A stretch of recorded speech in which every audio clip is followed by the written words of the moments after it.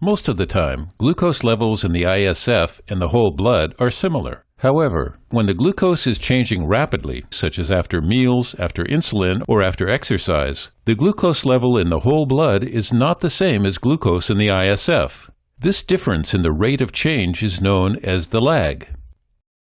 A train is a good way to illustrate this concept of lag.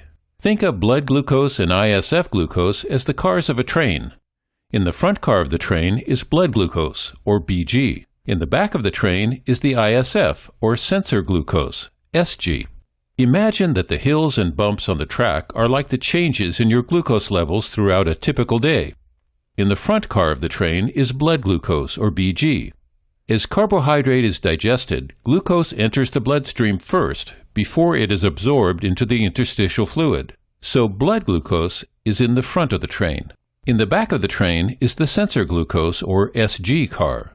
Since glucose travels from the blood into the interstitial fluid, sensor glucose follows behind blood glucose.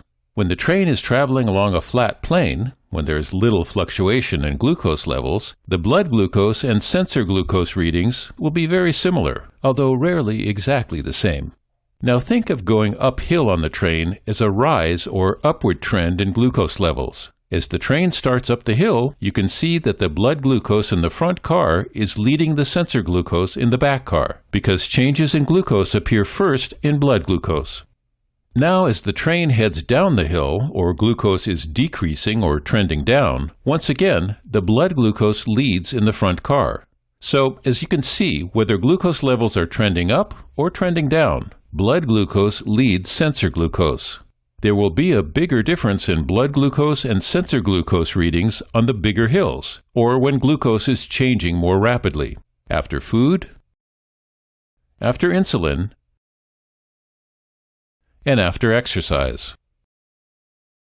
There are a couple of important things to keep in mind. When glucose levels are generally stable, expect to see small differences in blood glucose and sensor glucose.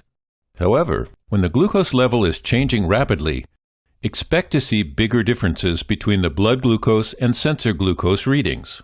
It's important to note that with CGM, the focus is not only on the glucose reading at any single point in time, but also on the trend.